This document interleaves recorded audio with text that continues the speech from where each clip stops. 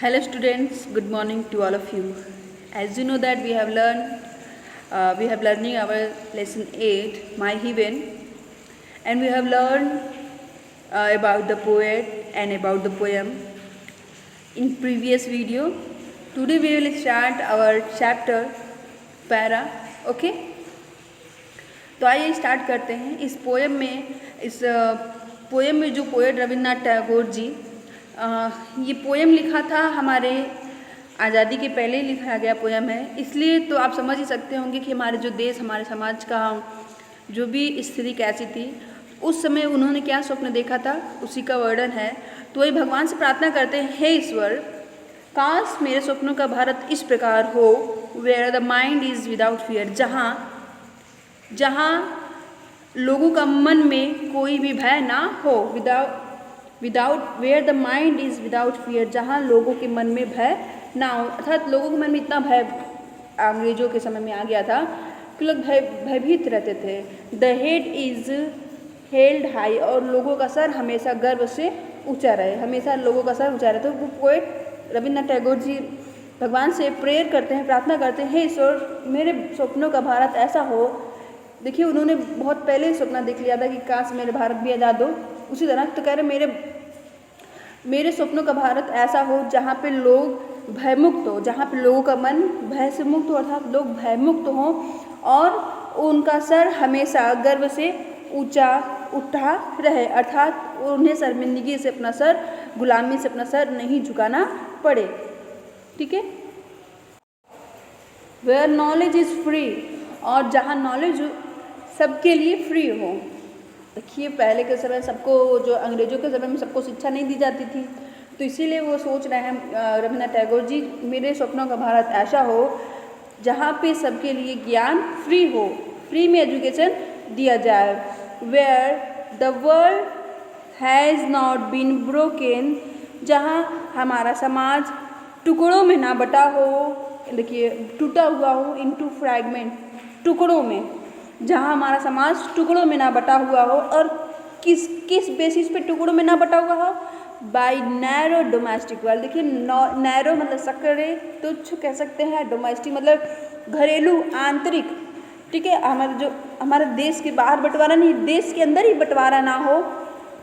किन बेसिस पे? Domestic Waals, जैसे आपका जाति हो गया, जाति, रंग भेद, धर्म के नाम पे लोग बंटवारा कर देते हैं। वही रविन्द्रनाथ टैगोर जी कहते हैं कि हे ईश्वर, मेरे स्वप्नों का जो भारत है वो ऐसा हो जहाँ पे इस तुच्छ बेसिस पर हमारे देश के लोग आपस में ना बटे, ना लड़े, ना धर्म के बेसिस पे लड़े, ना जाति के, ना रंग के। ठीक है। फिर उसके बाद रविन्द्रनाथ टैगोर जी कहते हैं कि where words came off from the depth of truth, जहाँ शब्द आए सच्चाई की गहराई से।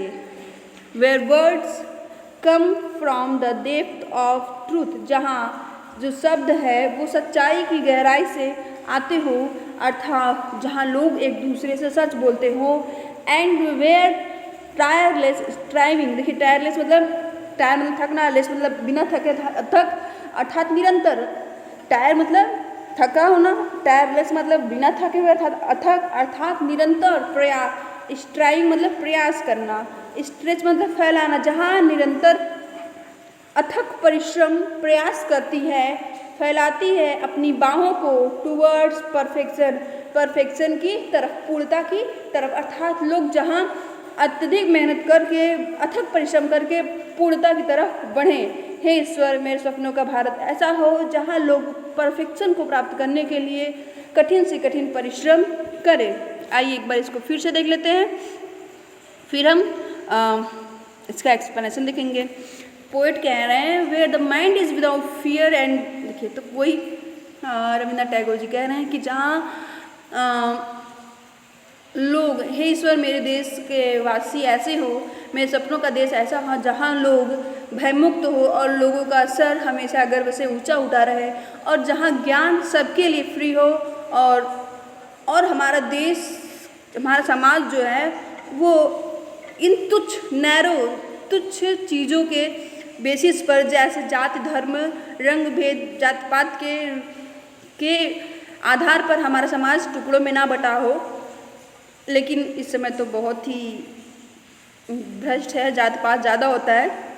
तो इसीलिए हमारे जो रविन्द्रनाथ टैगोर जी हैं, गुरुदेव साहब, उन्होंने कल्पना की थी, उन्होंने ईश्वर से प्रार्थना की थी, काश मेरा देश ऐसा हो जहाँ पे ऐसा ना हो, लेकिन हम उनका सपना साकार नहीं हो सका। आइए फिर क्या है सपना देख रहे हैं कि जहाँ where words come up from death of truth, जहाँ लोगों के मन में अर्थात लोग आपस में देखिए where words come from the depth of truth, जहाँ जो शब्द है वे सच्चाई की गहराई से निकलते हो, अर्थात लोगों की जुबान पे सच्चाई वो लोग एक दूसरे से सच ही सच बोले।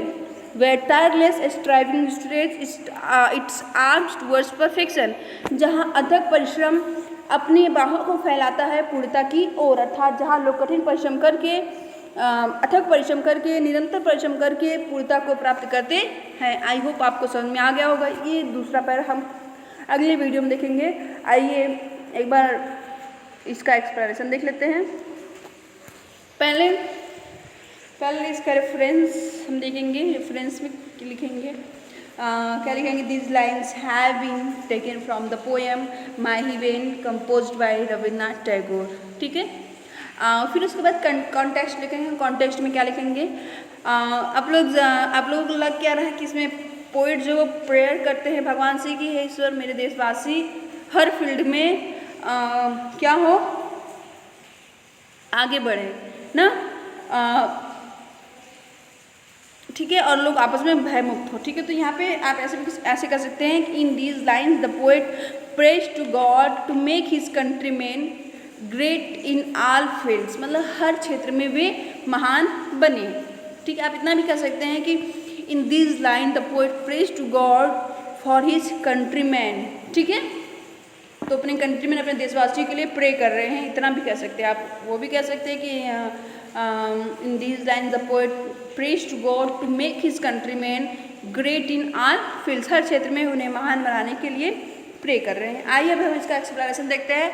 इसका एक्सप्लेनेशन में सबसे पहले क्या लिखेंगे, the poet prays to God that his countryman should be fearless and brave.